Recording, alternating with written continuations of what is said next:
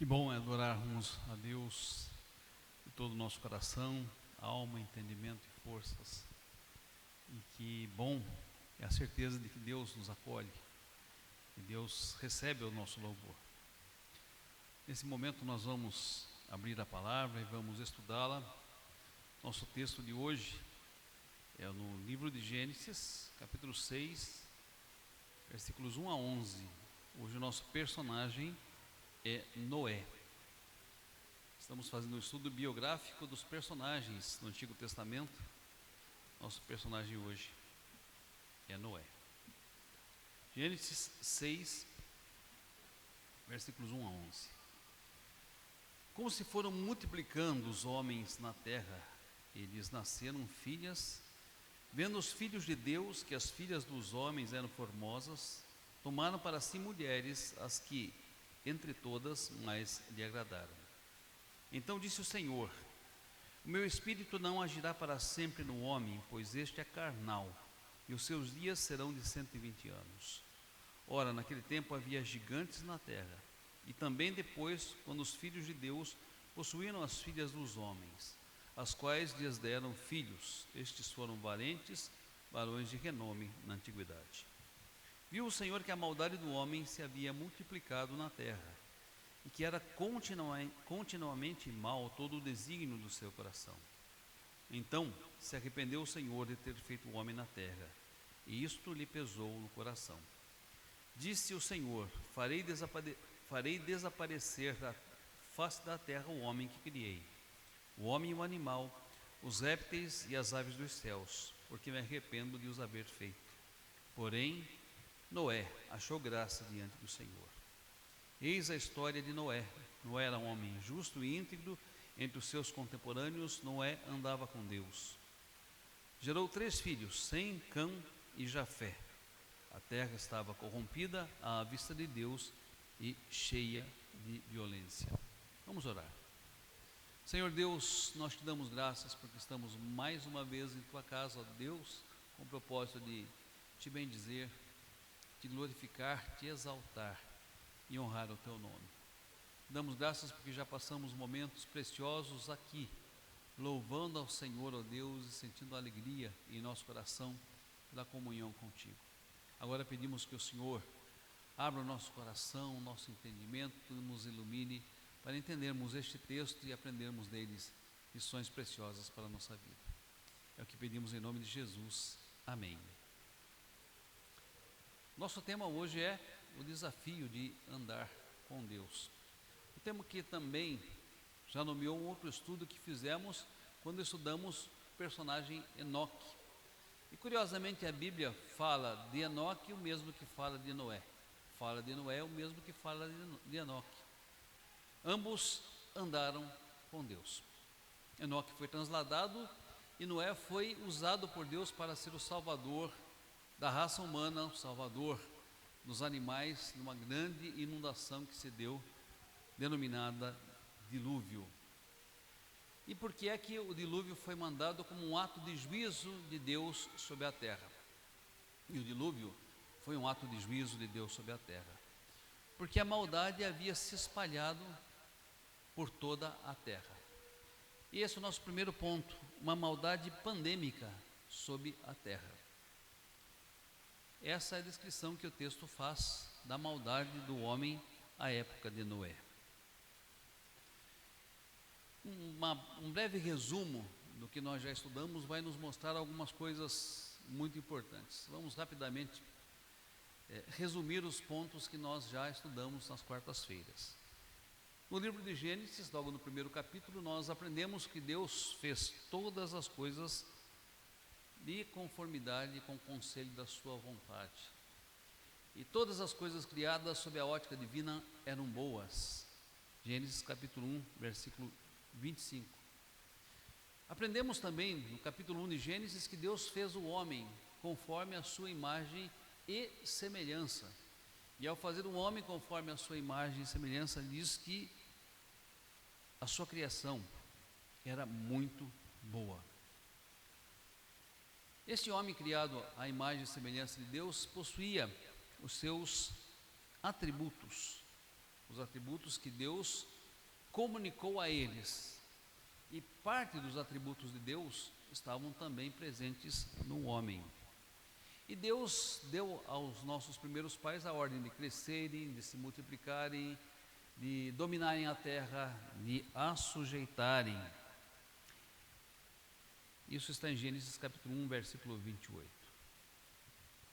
Mas vemos no livro de Gênesis que o homem criado à imagem e semelhança de Deus, ele, naquele momento, no jardim do Éden, ele tinha livre arbítrio. Ele tinha a possibilidade de escolher. E ele poderia fazer duas escolhas: obedecer a Deus e permanecer no jardim do Éden, desfrutando da comunhão com Deus e desfrutando de vida e vida eterna, ou ele poderia desobedecer a Deus, escolhendo a sua vontade em vez da vontade do Criador.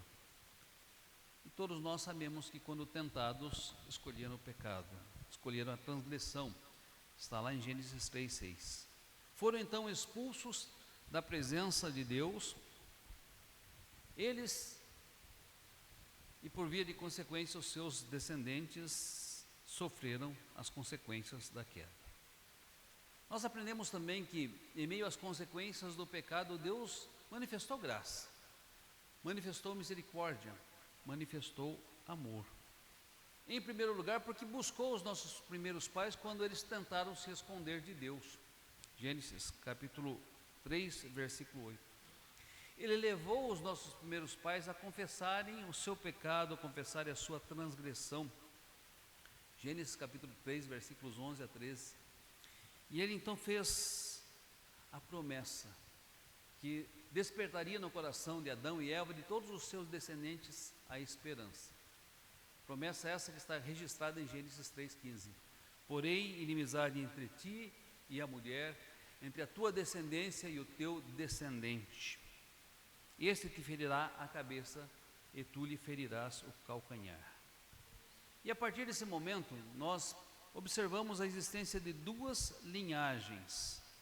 Uma linhagem procedente de Caim, a linhagem dos filhos dos homens, e uma outra linhagem procedente de Sete, a linhagem dos filhos de Deus. Já estudamos no capítulo 4 e 5 que a linhagem dos filhos dos homens se destacou por seus pecados e pelas suas transgressões, pelo seu afastamento de Deus, pelo seu distanciamento de Deus, pela degeneração, pela miséria, pela desumanização. Há alguns casos que são destacados: Caim, que matou o seu irmão; Lameque, que se vangloriava por ter matado um homem porque o feriu e o outro porque havia pisado no seu pé. E também Gênesis vai nos mostrar, especialmente no capítulo 5, alguns filhos de Deus que, em meio a uma humanidade caída, que se afastava de Deus, que se degenerava, que se degradava, que se desumanizava, vai mostrar alguns descendentes que ousaram ser homens que andavam com Deus. Estudamos alguns deles, no capítulo 5. Enos, a Bíblia diz que a partir de Enos começou-se a invocar o nome de Deus. As famílias da descendência de Sete e da descendência de Enos começaram a invocar o nome de Deus, começaram a cultuá-lo comunitariamente. Enoque, o personagem do qual a Bíblia diz que Enoque andou com Deus e já não era, porque Deus o tomou para si, sendo ele transladado. E Noé, do qual se afirma que também andava com Deus. Gênesis capítulo 6, versículo 9. No entanto, o capítulo que nós lemos vai mostrar que entre a descendência dos filhos dos homens e a descendência dos filhos de Deus houve uma miscigenação, houve uma mistura através do casamento. Isso está registrado aqui no livro de Gênesis, capítulo 6, versículo 2.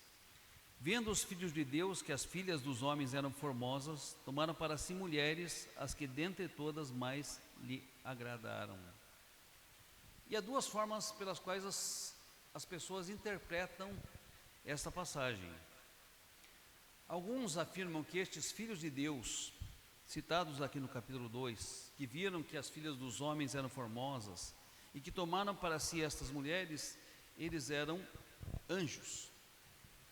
E isso explicaria a existência de gigantes que eram os seus descendentes. Então há uma linha de pensamento que diz que estes filhos de Deus, que coabitaram com as mulheres e que tiveram filhos que eram gigantes, eram anjos, né? Que teriam abandonado o seu estado, teriam vindo para a terra, teriam se relacionado com mulheres e tido filhos com elas. Uma outra forma de os teólogos interpretarem esse texto é que estes filhos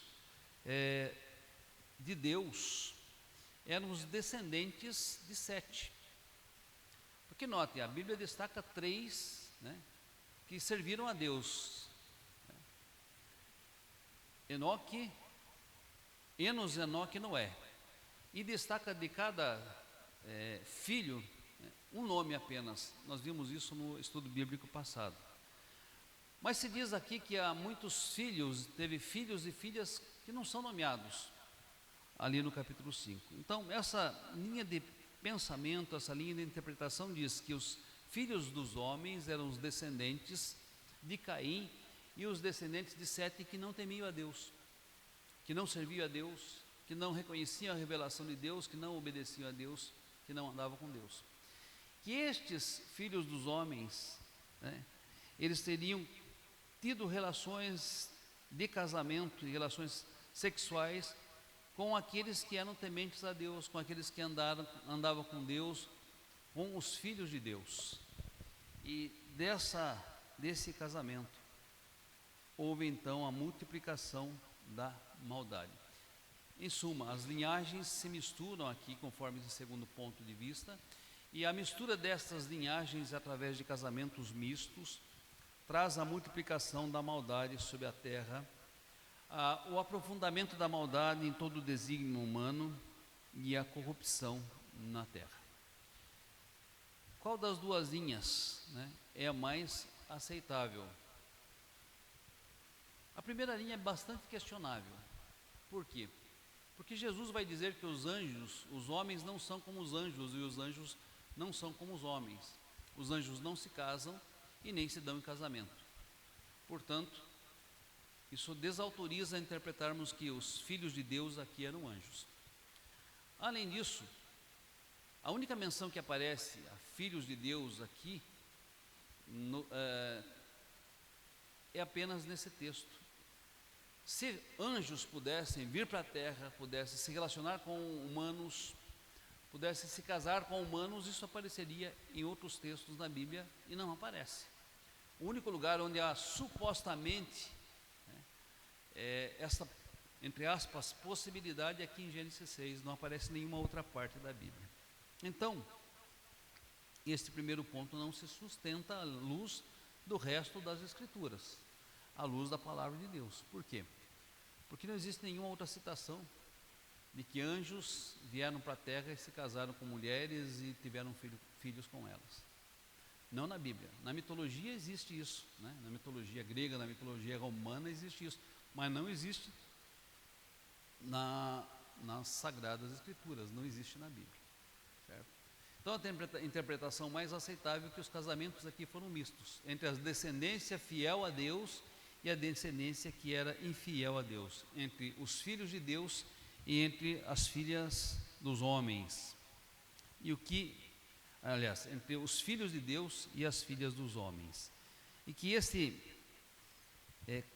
cruzamento, essa miscigenação, essa mistura através de casamentos mistos, causou o aprofundamento da maldade na terra, da corrupção na terra. Seja como for, o que nós observamos no capítulo 6 é que a maldade chegou ao seu ápice. E chegou a um ápice tamanho que Deus resolveu interferir ou intervir em juízo. E é interessante observar que esse não é a única vez que Deus interviu em juízo em face da maldade humana. Pouco tempo depois a gente vai ler uma outra intervenção de Deus em juízo sobre a terra. Os irmãos sabem identificar qual é?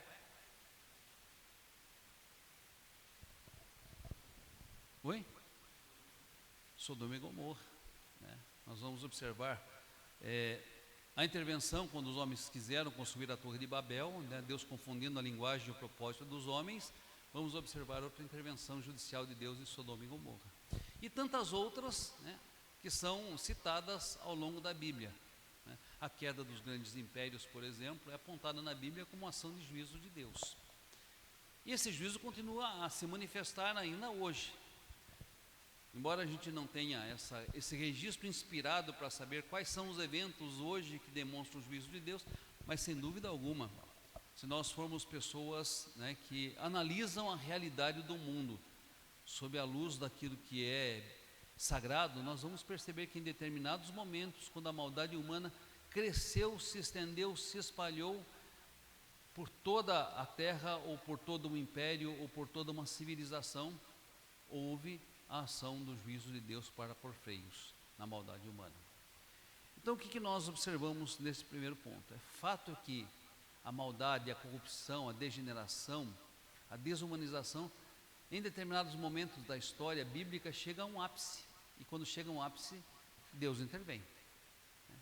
Assim como acontece na história não bíblica, em muitos momentos a maldade humana se espalha de tal forma que Deus intervém.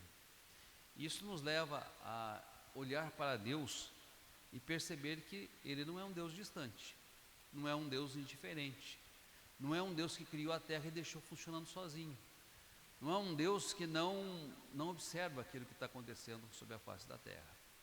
E esse é o nosso primeiro ponto. No segundo ponto, primeiro ponto, a maldade pandêmica sobre a terra. Segundo ponto, os olhos de Deus estão sobre toda a terra. Há um contraste entre os capítulos 1 e capítulo 6 do livro de Gênesis. Qual é esse contraste? No capítulo 1, ao criar todas as coisas, há uma expressão que se repete: e viu Deus que isto era bom. Se os irmãos observarem o capítulo 1 de Gênesis, vão encontrar essa expressão no versículo 1, no versículo 10, no versículo 12, no versículo 18, no versículo 21 e no versículo 25. Ao criar o homem à sua imagem e semelhança, Deus diz que isto era muito bom. Gênesis capítulo 1, versículo 31. Agora, notem no capítulo 6, após o aprofundamento do pecado e o crescimento pandêmico da maldade na terra, viu o Senhor que a maldade do homem se havia multiplicado na terra e que era continuamente mal todo o desígnio do seu coração. Gênesis 6, 5. Eu dou destaque aos dois verbos: viu o Senhor, quando da criação, que tudo era bom, que tudo era muito bom, e no capítulo 6, viu o Senhor que a maldade do homem havia se multiplicado na terra e que era continuamente mal todo o desígnio do seu coração. E essas duas expressões, elas destacam algo muito especial do ser de Deus. Ele é um Deus cujos olhos estão sobre toda a terra. Como dissemos, só no tempo bíblico? Não, em todos os tempos, em todas as épocas, os olhos de Deus estão sobre toda a terra. Os irmãos vão encontrar essa expressão novamente lá no Êxodo. E viu Deus, né, que a miséria e a opressão dos israelitas era tamanha. Lembrou-se Deus da sua aliança feita com Abraão, Isaque e Jacó. Então, por diversos momentos, os irmãos vão perceber essa expressão. Mas e nesse interregno, não viu Deus?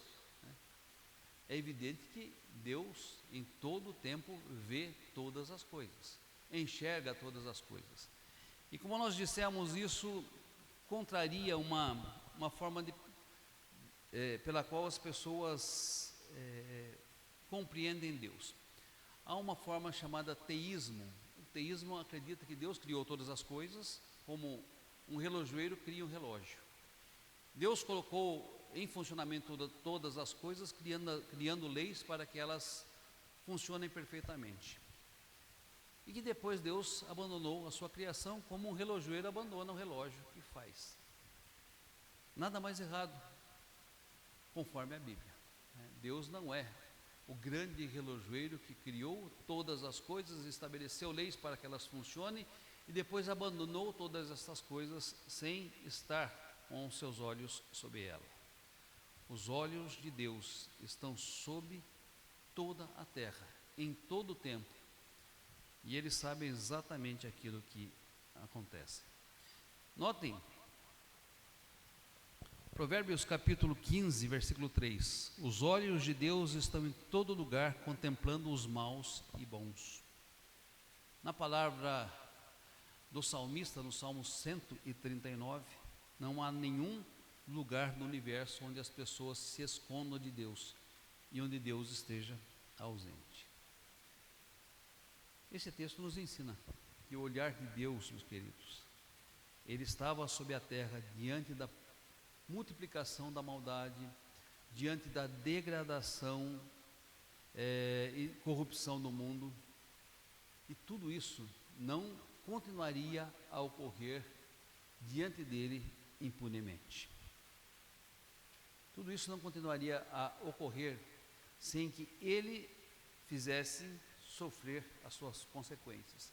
Tudo isso não continuaria a ocorrer sem que ele colocasse limitações.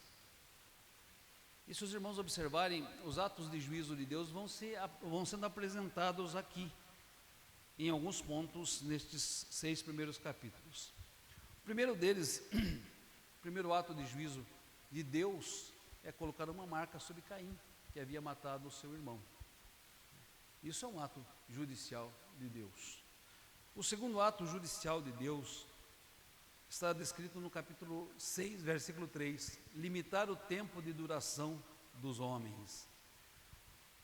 O terceiro ato judicial de Deus é Deus enviar o dilúvio para fazer desaparecer da terra tudo aquilo que havia criado. Todos estes são atos judiciais de Deus, são punições de Deus sob a maldade, corrupção e miséria gerados pelas escolhas humanas. E se isso aponta para atos de Deus do passado, como eu disse, isso nos faz ver quem é o Deus do presente. É um Deus que está com os seus olhos sobre toda a terra. E é um Deus que judicialmente age para refrear a maldade, para que o bem seja estimulado entre os homens. Alguém pode falar, mas essa é uma matéria esquecida por Deus. Grande engano.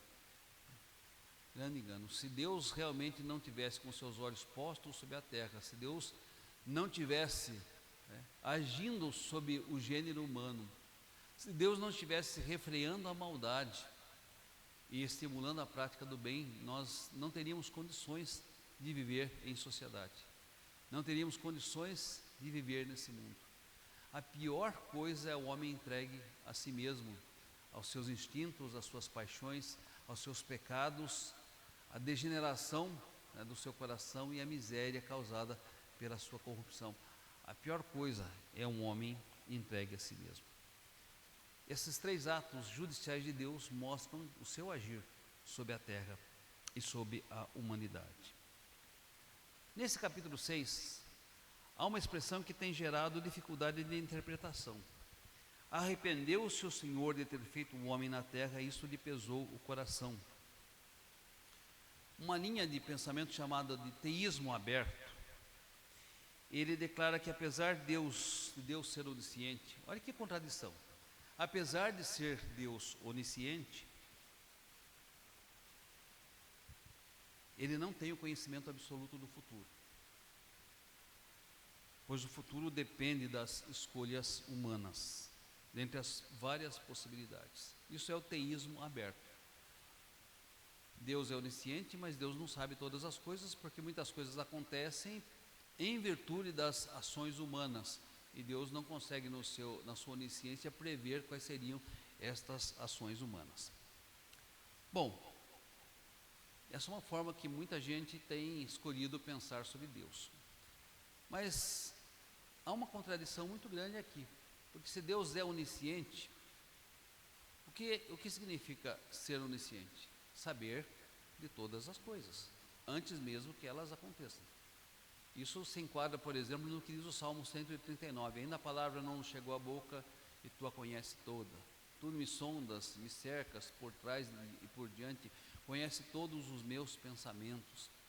Então, como interpretar, né, e acreditar no teísmo aberto, se a Bíblia afirma que Deus, em sua onisciência, conhece todas as coisas, até aquelas que não são verbalizadas, até aquelas que estão em nosso pensamento. Jesus vai falar que se alguém olhar para uma mulher com intenções impuras, ele não precisa verbalizar o desejo. Deus já sabe do seu desejo, né? E isso já é adultério. Então, o teísmo aberto ele encontra uma série de dificuldades de coerência, né, com o que a Bíblia diz sobre o ser de Deus. Segundo o teísmo aberto, Deus poderia assim se arrepender, né, porque ele não previu que isso ia acontecer. Aconteceu e Deus então se arrependeu de ter feito o que fez. Não há respaldo bíblico para essa forma de pensar. Deus, além de ser onisciente, é onipotente, é onipresente, né? E a Bíblia afirma que Deus não é homem para que minta, nem filho de homem para que se arrependa. Então, como é que nós devemos entender essa expressão, arrependeu-se o Senhor? Essa expressão pode ser traduzida por entristeceu-se o Senhor. E a Bíblia diz que nós podemos entristecer o Espírito Santo, né? Então, podemos entender desta forma: entristeceu-se o Senhor de haver criado o ser humano, né? E resolveu intervir com juízo, porque senão Números 23:19 não caberia junto com esse texto. Deus não é um homem para que se arrependa, Deus não é um homem para que minta, e nem filho de homem para que se arrependa. Outra forma de interpretar é que não existe uma palavra no vocabulário humano capaz de descrever, né, o sentir de Deus em relação ao pecado e à maldade. Então, é um antropomorfismo, ou seja, uma palavra humana utilizada para descrever uma ação divina, mas que não a descreve como ela realmente é, porque se aceitarmos que Deus se arrepende, vamos ter que riscar da nossa Bíblia Números 23:19, que diz que ele não é um filho de homem para que minta, e nem um filho de homem para que se arrependa. Então, podemos entender esta expressão como a tristeza de Deus por ter feito o homem, por ver esse homem dentro da sua esfera de responsabilidade escolhendo o que é mal. Mas e a soberania dele? São duas coisas que a Bíblia vai apresentar e a gente tem que aprender a conviver com isso. A Bíblia vai apresentar Deus soberano sobre todas as coisas e sobre todos os atos humanos, e vai apresentar o homem responsável sobre todas as coisas e sobre todos os atos humanos. E a Bíblia não vai conciliar isso, e a nossa mente não vai conseguir conciliar isso, né? Porque não há como nós conciliarmos essas duas coisas que são parte do desígnio de Deus. E aí vem aquilo que nós entendemos: as coisas encobertas pertencem a Deus, as reveladas pertencem a nós. Se um dia Deus quiser nos revelar como essas duas coisas se conciliam, Ele vai nos revelar.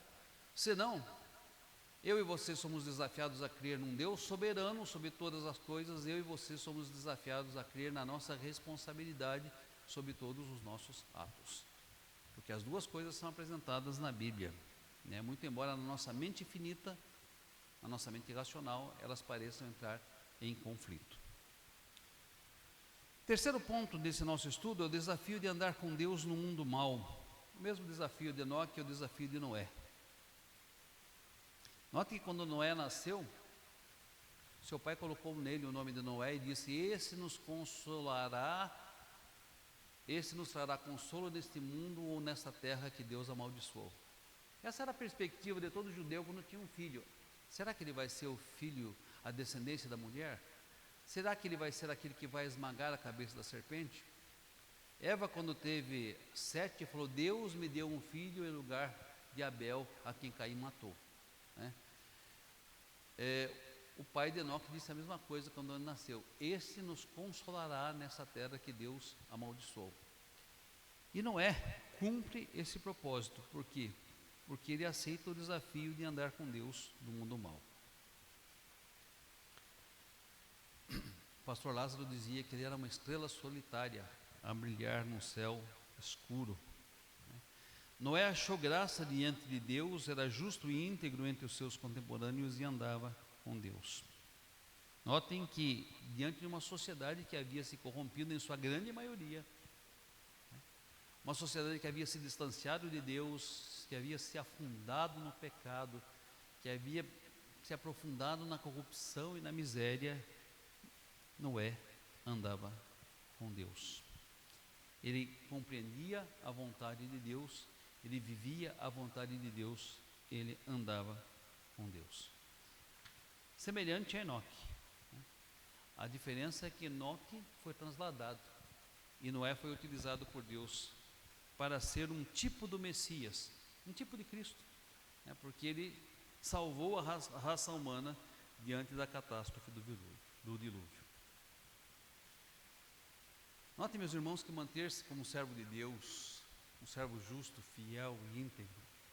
Notem que andar com Deus em meio a uma geração totalmente corrompida é desafiador. A maldade humana, quando são multiplicadas, intensificadas, institucionalizadas, elas exercem uma enorme pressão, uma pressão até normativa para aquelas pessoas que pensam de forma diferente. Nós estamos vivendo numa sociedade assim. Hoje há coisas que nós como cristãos não aceitamos porque não se conformam com o que está revelado nas Sagradas Escrituras. Mas quem opta por viver estas coisas, elas querem nos convencer de que eles estão certos e de que nós estamos errados. E de que eles têm direito à voz, eles têm direito à fala e nós só temos o direito ao silêncio. Há uma famosa prática institucionalizada através dos meios de comunicação e através das redes sociais de calar aqueles que pensam diferente. Muitos sofrem bloqueios nas suas redes sociais simplesmente por externar os seus pontos de vista e muitas vezes por só externar pontos de vista que são cristãos e que estão de acordo com a sua fé.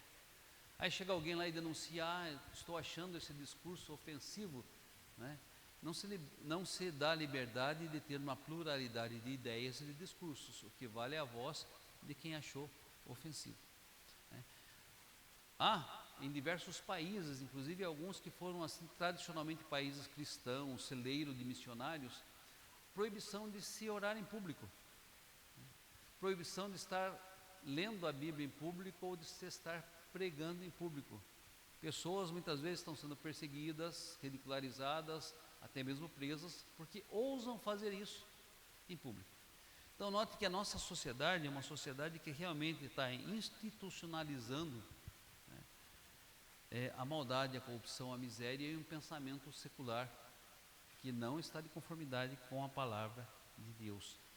E hoje só conhecer, ler e expressar sua opinião referente à palavra de Deus é considerado em muitos contextos como algo criminoso ou como algo ofensivo que não deve ser feito.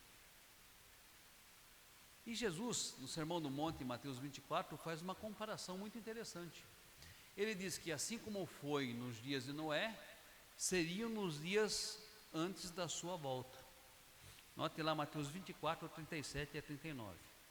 Pois assim como foi nos dias de Noé, também será a vinda do Filho do Homem.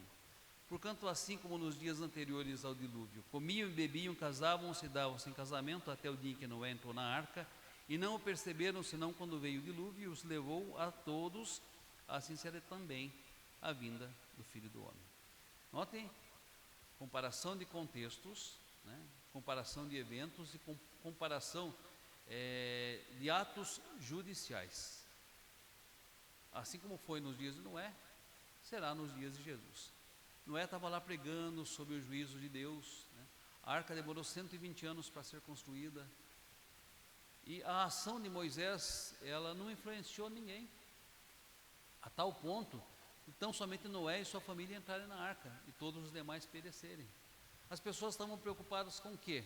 Comer, beber, casar-se e dar-se em casamento, ou seja, viver para a vida material, viver para os prazeres, viver para o aqui e agora, sem pensar na existência de Deus e na possibilidade do juízo divino. Mesma coisa nos dias de Jesus Cristo, né? Enquanto a igreja faz a sua parte pregando a palavra, anunciando a palavra, proclamando a palavra, muitos estão preocupados apenas com a sua vida material, com a sua vida de prazeres, né? Comendo, bebendo, se divertindo, casando, se dando em casamento e achando que isso é o suprassumo da vida. Semelhança de contextos, né? Semelhança de eventos. Apesar da arca ser construída por 120 anos, o dilúvio veio de repente. E quando o pessoal viu a água subindo, entendeu que realmente a salvação estava naquela arca, né? O dia do juízo será assim também. As pessoas não vão saber, daqui um mês vai ter o juízo divino, daqui 15 dias, daqui 10 dias, então vamos esperar esses 10 dias, a gente se arrepende e é salvo. Não.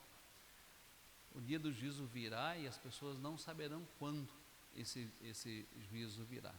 Assim como foi nos dias de Noé, será nos dias de Cristo. Será repentino, né? Será inesperado, será algo abrupto, virá sem que as pessoas tenham tempo prévio de preparação, né? Por isso que a Bíblia diz que nós devemos vigiar e orar, porque não sabemos o dia em que o Senhor vem, porque assim como foi nos dias de Noé, será nos dias de Jesus Cristo. Então há uma semelhança de contextos, há uma semelhança nos eventos e uma semelhança também nos resultados. Quem estava preparado, Noé e sua família, foi salvo, e os animais foram salvos da arca. Quem não está preparado no dia do juízo, esse dia não será um dia de alegria, será um dia de choro e ranger de dentes, porque sim, chegará o juízo sem oportunidade alguma para arrependimentos.